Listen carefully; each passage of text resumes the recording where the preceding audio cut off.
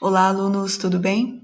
Na aula de hoje, vamos trazer novas considerações a respeito do Brasil pré-colonial, primeiro período pós-chegada dos portugueses, que foi de 1500 a 1530.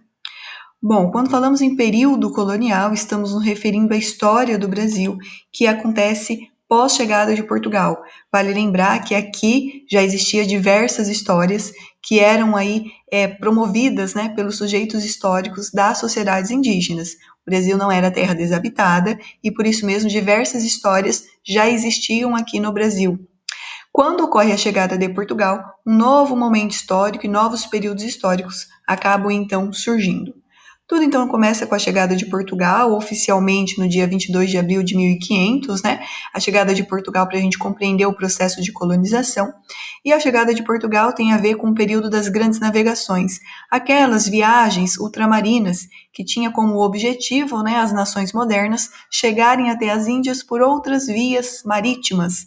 Era muito comum as viagens ocorrerem no mar Mediterrâneo e o interesse passa a ser sair do mar Mediterrâneo e procurar agora novos caminhos até chegar às Índias. Lembrando que o mar Mediterrâneo, nessa época do século XIV, XV e XVI, era dominado pelas cidades italianas Gênova e Veneza.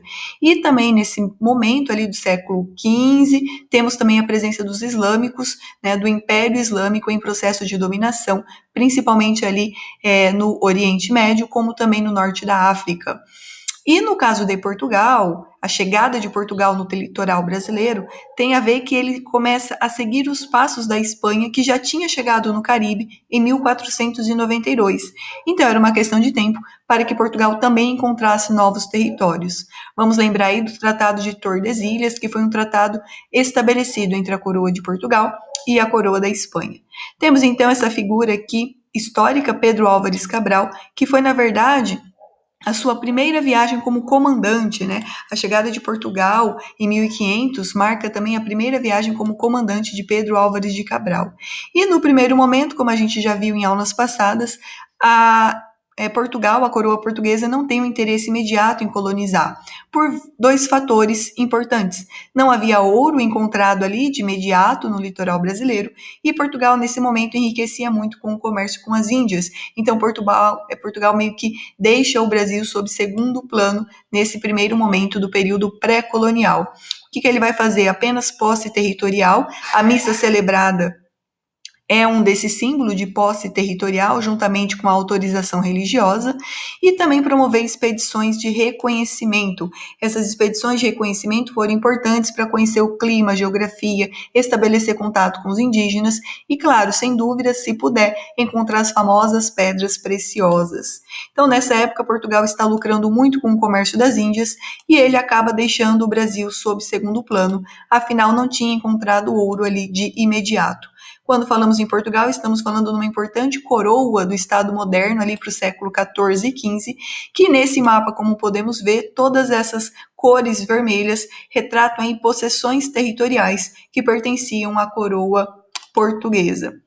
Estamos falando também do Estado moderno, que tem como característica um mercantilismo ali para o século XIV, XV, XVI, XVII, XVIII. O que foi o mercantilismo? Né? Ele fez parte do Estado moderno e ele foi um conjunto de medidas políticas e econômicas dos Estados modernos a partir do século XIV. Esse mercantilismo, na verdade, vai atuar até o século XVIII, XIX, quando vai ocorrer novas mudanças importantes para as nações monárquicas.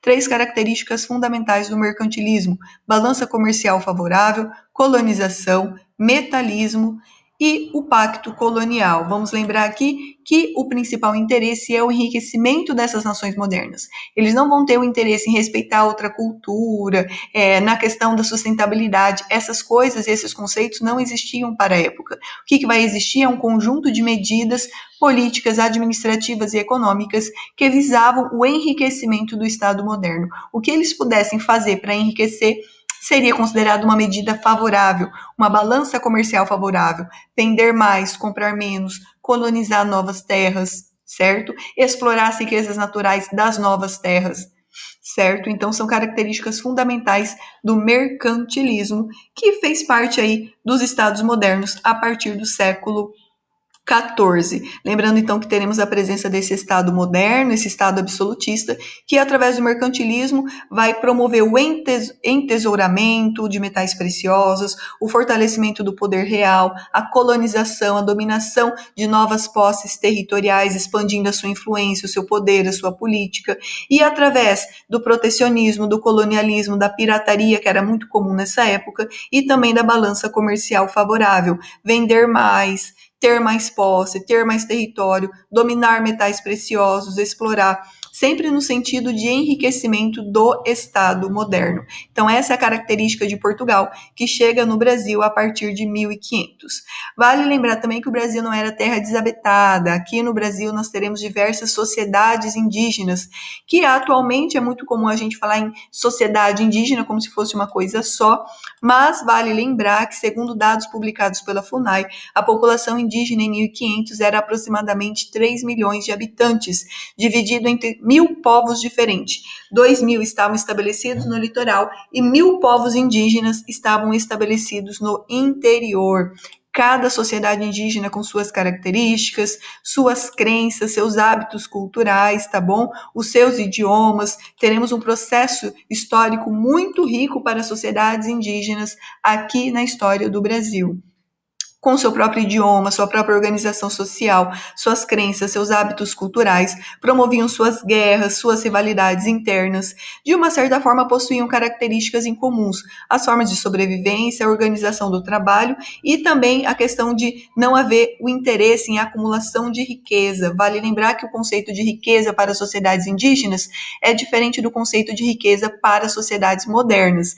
Então, a gente pode falar que existia um acúmulo de riqueza, mas que tipo de riqueza, né? Estamos falando em território, estamos falando em cultivos, em outros tipos de atividades, de crenças, tá bom? Então, esses conceitos são diferentes para as diferentes sociedades também. Características do período pré-colonial. Ele foi de 1500 a 1530, se trata então dos 30 primeiros anos pós-chegada de Portugal nas terras brasileiras. Os povos indígenas chegavam a 3 milhões de habitantes e inicialmente houve pouco interesse da coroa portuguesa em colonizar de imediato, apenas promovendo expedições de reconhecimento e também o início das relações com as sociedades indígenas, que nem sempre eram pacíficas. A busca por algo também que pudesse despertar o interesse da coroa, isso era muito importante. Diante dessa nova terra, o que a coroa portuguesa poderia encontrar? Vale lembrar o mercantilismo novamente. O que a coroa portuguesa poderia encontrar para o seu enriquecimento, para o seu proveito e para os seus interesses. E o primeiro produto que serviu aos interesses portugueses foi o pau-brasil, o primeiro produto explorado através da mão de obra indígena, conhecida como escambo, e a madeira do pau-brasil era usada para móveis e a tintura avermelhada para o tingimento de tecidos.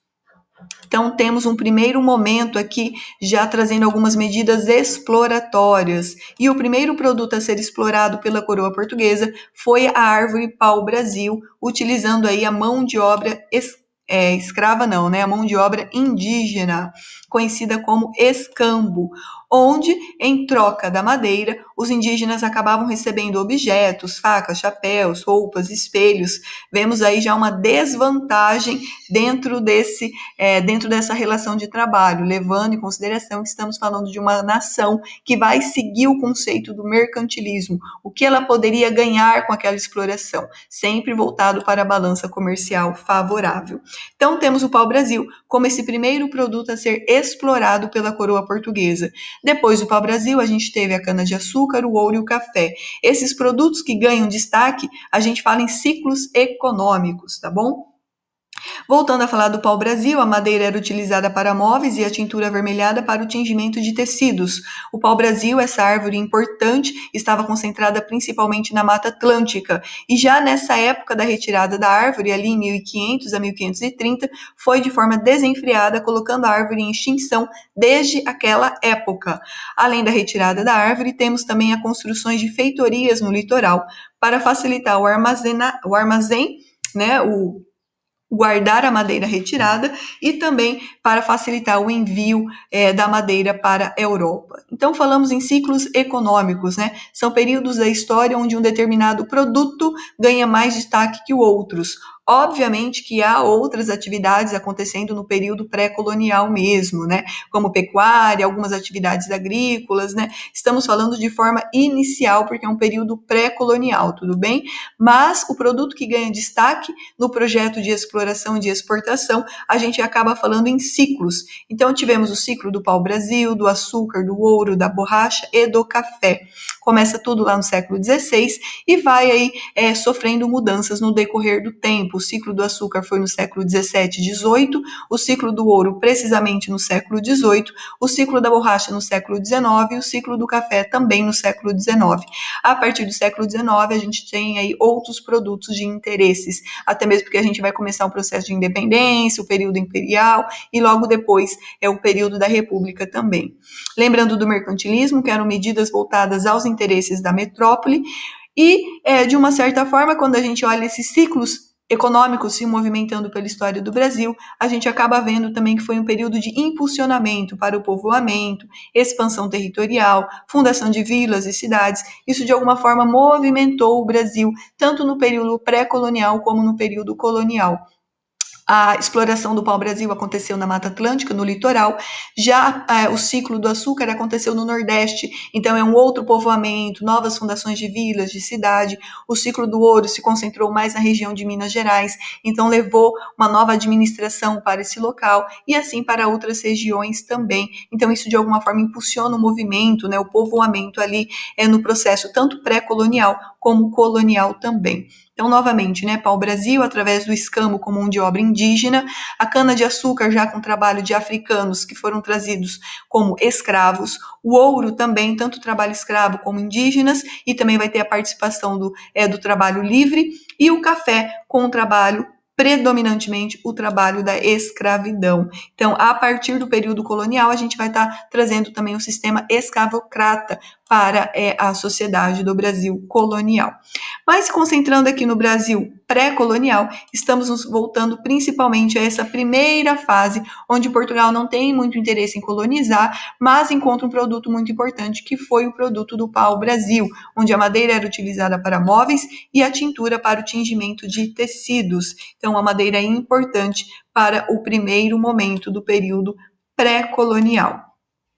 De fato, né, a partir de 1530, diante de invasões de outras nações na terra brasileira e também somando ao fato da queda do comércio com as Índias, a produção da exploração da cana-de-açúcar a exploração do pau-brasil começou a entrar em queda. Então, Portugal precisava novamente encontrar uma outra forma de enriquecer dentro das suas possessões das terras brasileiras. Então, a produção açucareira se torna esse substituto. Ela estava em alta na Europa e o Brasil apresentava condições suficientes para o cultivo do açúcar, da cana-de-açúcar. Essas questões levaram a coroa portuguesa a se interessar mais na colonização de fato das terras brasileiras, iniciando então um período colonial, que foi de 1530 a 1822. Então, novamente, como foi o processo de colonização? Bom, a exploração do pau-brasil está em queda, mas o comércio com as Índias de Portugal, com as Índias Orientais, também está em queda. Então, Portugal agora precisa encontrar uma nova medida econômica para manter o projeto de enriquecimento da coroa portuguesa. Nesse momento, Portugal traz algumas mudas de açúcar para o Brasil e percebe que o Brasil é uma terra propícia ao cultivo do açúcar, principalmente na região do Nordeste brasileiro. Então, há essa troca e essa substituição, até mesmo porque o pau-brasil já foi devastado, já foi explorado ao nível máximo no período pré-colonial e não atingiu o reenriquecimento que a coroa portuguesa queria. Então, ela rapidamente precisa encontrar uma outra forma de enriquecer, de fazer a sua economia, porque o seu comércio com as Índias está em processo de decadência. E aí o açúcar passa a ser esse novo produto, e aí a gente entra no ciclo da cana-de-açúcar, mas agora no período colonial. Então a gente entra agora numa nova fase. no período colonial, que foi de 1530 a 1822. Temos, então, o estabelecimento do Pacto Colonial, a criação das capitanias hereditárias, o governo geral, as capitanias reais, o ciclo do açúcar, que depois foi substituído pelo ciclo do ouro, e também ocorrendo incentivo às bandeiras, às entradas, sempre naquele processo de expandir o território colonial. No século XVIII, tivemos diversas revoltas e um período da crise do sistema colonial, só para estar trazendo aí algumas informações gerais a respeito do período colonial. Bom, é isso, ficamos por aqui. Até a próxima aula.